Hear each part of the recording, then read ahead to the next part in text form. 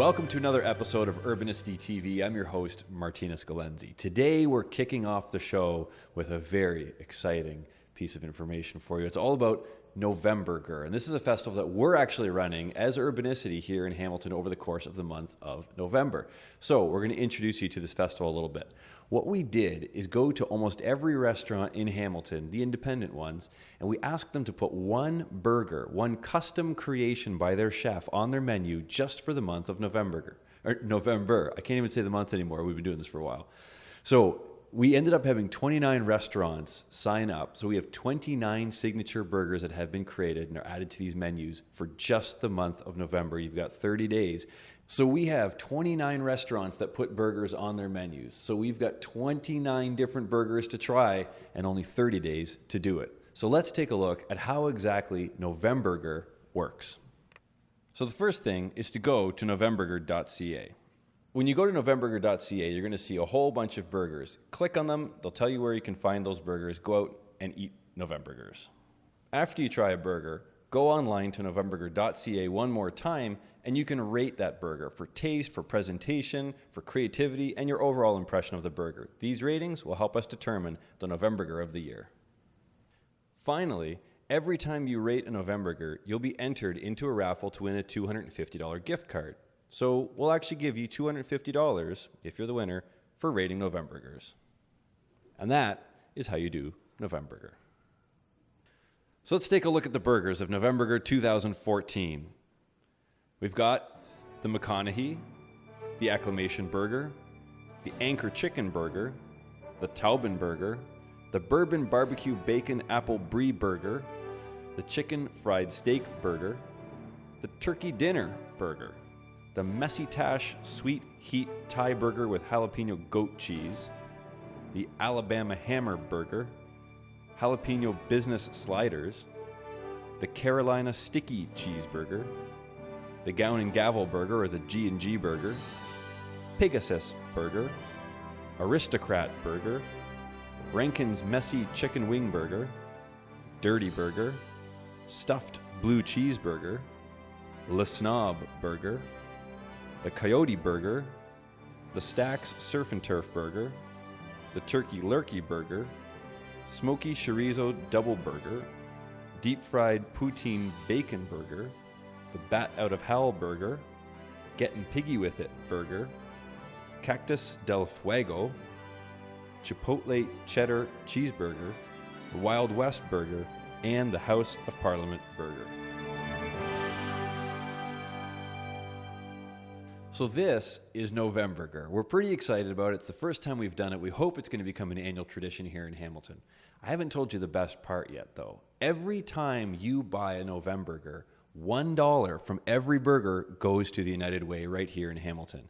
The best part about the United Way, they fund about 130 agencies here in Hamilton. The money that you give to the United Way of Hamilton stays in our community. So we're pretty excited.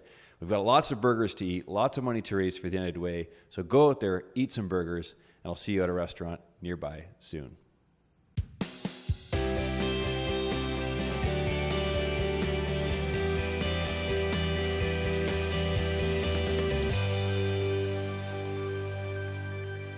Philip Shaver House, a property that's now been converted into a high-end restaurant called Bella of Ancaster. We're going to go inside and talk with Sarah, the GM, and find out a little bit about this hidden gem.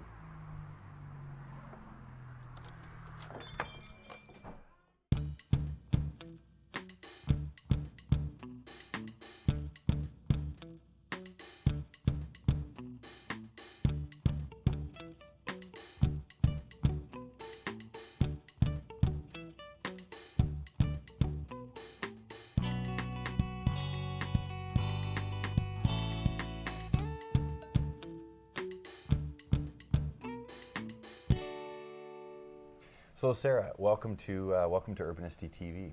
Thanks for having me. So we're sitting right now in one of the dining rooms at Bella of Ancaster. Where are we? Describe the setting. Bella of Ancaster is located in the Philip Shaver House, which is on 1034 Garner Road. It's a historic home in Ancaster and one of the first homes up here it's one of the pioneers of Ancaster, so Philip Shaver. A couple of years ago, a new owner came about and renovated the space, and we have a beautiful restaurant setting. Yeah, it is beautiful, and it's amazing because we were outside earlier, and I looked and I saw there's a plaque on the outside that says first erected in 1835, the home. So it's almost 200 years old. That's right. You walk through the front door and you see a lot of traces of the heritage features, but you also have this incredible fusion of very modern and very high-end kind of setting that you've created here. What inspired this decor and this look? The owners, Ed and Elaine, have a very creative background, so they come from a farming background as well as a gift shop. So Elaine's forte is giftware, and so she's pretty much blinged out this place with her inspirations. Yeah. So just for every detail is covered, and just her vision comes alive through the home. Well, it certainly shows. It's a fantastic looking place. It's really impressive. When I first walked in here, I couldn't believe it. So tell us a bit about the restaurant itself. This is a high-end restaurant, but yet the prices are not inaccessible. Tell us a little bit about your market and what you're doing here food-wise. So we want to make it approachable, so it's a casual fine dining restaurant. So you can come from the golf courses that are surrounding the area, or you can celebrate any kind of occasion with your family, friends, or a corporate event. We have multiple rooms, so it has a different feel in each room. We offer lunch, dinner, and high tea service. So you can come for high tea 5 days a week based on reservations, or you can have a special occasion, bridal showers, wedding showers, baby showers. Tell me about this high tea, because that's kind of different. I don't know a lot of restaurants that do a high tea. What exactly is that?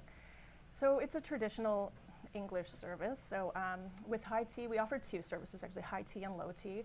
The high tea is considered what the royals would have. So it has a 5-course, and it includes potted cheese, which is it's similar to like a fondue. It starts with crackers and this potted cheese, and then you move into your soup, so it's a demi-tasse of soup, small cup of the chef's creative inspiration for the day. Okay. And then a tier, so traditionally speaking, on your tier you would have your scones, and it's served with jam and Devonshire cream, and a savory tier and sweet. So it sort of comes a 3-tier, and the whole idea behind it is that you take your time. It could be an experience where you're here for 3 hours or so. Yeah. Just having multiple courses, and then we finish off with a sorbet. So just to cleanse the palate after all that indulgence. Right, before you move on to dinner or something even Exactly. grander, right? Yeah. Well, it's a perfect setting for that sort of thing because it's a very, very intimate setting. We've got a lot of great little rooms with great little spots and nooks, and it's very, very intimate. I could see how this would indeed be a great spot for a gathering, a family gathering, or to do high tea with a bunch of friends and sit here all afternoon. Absolutely. That would be fantastic. Describe some of your menu, some of your dinner menu to us. Okay, so our inspiration, a lot of it comes from the whole mandate of Eat Local. One of the owners actually sits on the Eat Local board, so they're big supporters of farmers. So we have your main items, which would be, of course, proteins, but a lot of the vegetable dishes are coming from what's inspired by the marketplace. So the owner will pick up from different farmers. Of course, we have, your stuffed chicken breast. We have things from the grill, so we have your steaks and fish dishes, beautiful salads, and a variety of lovely things. Pretty much we have everything across the board as far as what interests you. And we're definitely able to accommodate vegetarians as well as people that are having gluten or allergy issues. Sure, we're all any about kind of food accommodating issues, people within reason, of course, but Sure. Yeah, well, it's we a want to create large a warm, menu. yeah. Like it's quite a large menu, and I was really impressed looking over it. There seems to be something for everyone, and it all looks very, very, very tasty and very appealing. And talking about the farm and the local aspect, I like this because looking out the back windows, we're looking into a field. That's right. It's really interesting. We're actually right at the edge of Ancaster here. It's a fascinating setting. So. Absolutely. This is also a gift shop, though. So tell us a bit about that, because I know in the back of the store we've got the gift shop there, but also upstairs there are different rooms that are all configured with themes and everything. Tell us about the gift shop. That's right. Well, because we're in a house setting as well, the theme rooms come about because if you didn't have certain rooms, it would probably be a loss of space. And we had to keep heritage features, so those are bedrooms. If you go up there, you'll see the heating system with the original filigree, the original bathtub. So each room has a theme. It's a little girl's room, little boy's room. There's a ladies' dressing room as well as a powder room, so it's just bathroom accessories and all sorts of neat things up there. And then at the back, it's an amazing boutique that has a lot of women's clothing, jewelry. So it's a neat experience because you can come here and have a glass of wine and wander around and shop while you do it, and the ladies love it. So it's great. We have a ladies' night, so that's fabulous, and we can. There's a deal for the ladies when they come here. Of course, we're open to men coming as well, so we want people to come with their partners. But Women's friends. Night, that's every Thursday, right? Every Thursday. Okay, fantastic. It looks like the restaurant and the gift shop combines to create a real destination, which I think is very unique in Hamilton, to have that kind of a hybrid of restaurant, but also gift shop. You've got a large parking lot, beautiful grounds here, a new patio off the back I saw as well. That's right. So we're hoping to have the patio licensed by next summer, and it's just a little oasis out back. So, you know, hopefully we're going to do some shared plates where we have tapas items coming on the menu, and you know, you can go for a country drive or come up with a group of friends, you know, and just enjoy the beautiful surroundings in a peaceful setting. So you've got a perfect setting. You've got locally sourced food, a huge, beautiful menu, wonderful wine list as well, I noticed. High tea, lunch and dinner service, ladies' nights every Thursday, beautiful new patio. And as our crew was commenting as we drove up actually to do this shoot today, it is really close to downtown. It's incredibly accessible. It only took us, I think, 15 minutes from James Street North to get right up here. So it's literally the country next door. It is. It's just off the 403. So we would definitely love to see lots of the people coming from the downtown core and experiencing just a nice, peaceful, relaxing environment. Yeah. If you had to say this is our audience, in a few words, who would you say, who's your target market? People who love and appreciate good food, because our prices are accessible for so many people. We want, or you know, would love to have people here that appreciate everything being sourced locally, made in-house. There's nothing that we make here that we can't tell you what's in it. So that's wow, that's pretty cool. Yeah. So this is an exciting new place, I think, for Hamilton, and I hope it does very, very well. So do we. So thank you so much for your time today. Excellent. Thanks, Martinez.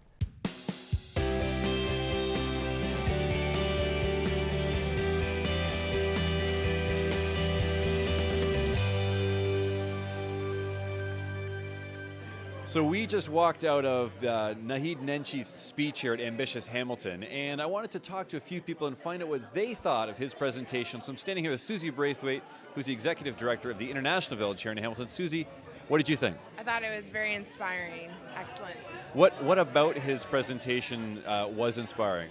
I think he resonated with everybody in a city who's trying to make your city something better. I think he spoke at a very ground level, and it just really resonated with me that we all need to be helping our neighbors and working together, and we can change our minds, which is something Jennifer said, of which I really respect. So I noticed on Twitter, you tweeted at one point a comment about how building community, because that was the focus of his speech, building community is something that you do every day in your job, obviously International Village. Can you speak on that? Yeah, I mean, it's what gets me up in the morning, and I'm trying to bring people to an area of Hamilton that, you know, has had its issues historically and is now turning and blossoming and turning into something great. And everything that they spoke about today, I could use in my job every day. You know, businesses helping business and neighbors helping neighbors, and like he said, our neighbor's strength is our strength, our neighbor's pain is our pain. And I come across that a lot, you know, between the neighborhoods and the businesses and how you work together. And I just thought it was really nicely put. It kind of the old red-green adage that we're all in this together, right? That's right, and we are in Hamilton especially, and I think that's why people living and choose to live in Hamilton are here, because we are a very close-knit community by far. So, Barbara, tell me, what were your thoughts on Mr. Nenchi's presentation? Down to earth, straightforward, common sense. Why don't we think of this stuff before? But also left us with some wonderful messages. You know, what 3 things can we as individuals do to build our communities? That we don't need the formal government, the formal groups, that as he talked about the flood in Calgary, just people wanting to help. They got out there, they saw the need, and they just kept giving and sharing and helping. So yeah, just a great inspiration and a lot of lessons for Hamilton. The experience they're having with their inner city, which we're trying to develop, the differences between Calgary, where they don't have the green belt, whereas that's what we do have in Hamilton, and how we can learn, and this idea that communities learn. The one that was afraid of having a seniors development in what was the church parking lot and the two houses, they had for refugee housing. And 3 years later, coming on the door to council and saying, we want to be the first for the row housing in our neighborhood to try that kind of thing. So no, just a lot of inspiring ideas. I've admired him every time I hear him interviewed on CBC over a number of issues. The tact with other cities, with his own situation, and just a great human being. And what a privilege to have him here in Hamilton. So I've managed to corner the elusive Christopher Cutler here. This man's got his fingers in absolutely everything in Hamilton, so we snagged him for an interview here. Chris, tell us, what were your thoughts on Nenchi's presentation this evening? Well, I think he captured the essence of what we're looking at here in Hamilton, the idea that ambition is really about community building and capturing the essence of what the community desires for their future. It's not really about top-down kind of administration of planning principles, but it's really about capturing the essence of what people want in their daily lives and how they want that translated into city building. I think that was really exciting. I like if you take what he talks about, the idea of really sourcing ideas from people, from the general population that puts you in office. Yes, you are an elected official, but you're people powered. It's people power, kind of empowering the top to empower the people. It's a cool equation. Is that something you think we could do in Hamilton? Well, absolutely. I think that we already have the answers to all our questions. We just have to be asking the right people. And the people have the answers. I think that it's a matter of sourcing our public, asking them. I think what we really need to do is go back and revisit Vision 2020 and come up with a 5-year, 10-year, 15-year, and even as he said tonight, a 100-year plan for this city. And I think that the people of Hamilton already have the answers. We just have to ask them the right questions. Thanks for your time, Chris. You're welcome. Joining me right now is Rochelle Kavanagh of the Hamilton Chamber of Commerce, and she coordinates memberships and sales for the Chamber. So I wanted to ask her a little bit about this event. Rochelle, why Nenchi as a speaker? Well, in fact, I didn't really hear about it until Keenan says, hey, guess what? We've got Nenchi, and this is the only date we've got to do it. So it was so quick. It's before the election.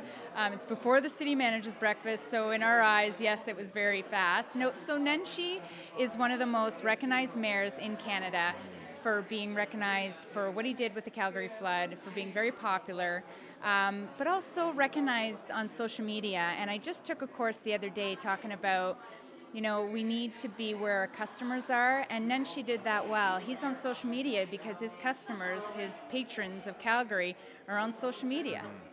Yeah, and he talked all about communicating and gleaning information from the general public. That's a theme that's happening right now in Hamilton. I know Keenan, as president and CEO of the Chamber of Commerce, is quite keen on engaging the general public as well. How do you think the event went? Was the crowd receptive?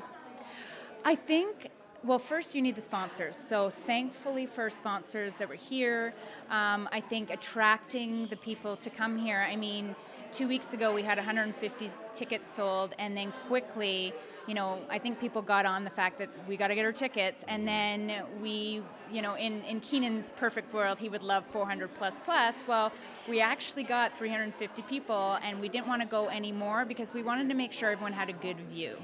So in terms of the venue and in terms of the people here, we wanted to make sure that everyone had a good view, that they could see the presentation, and I think just people coming together through social media, through our newsletter, and just word of mouth. I think it was very important for all of us to be here. Well, it's very exciting to see the Chamber of Commerce so engaged in engaging people, and congratulations on all that you do, and congratulations on a great night. Thank you very much. Thanks. So I have the president and CEO of the Hamilton Community Foundation here, Terry Cook. Terry, what did you think of the presentation this evening by Mayor Nenchi? Well, first of all, he's a remarkable performer. He's charismatic, he's passionate, he understands the complexity of cities and how hard it is to change.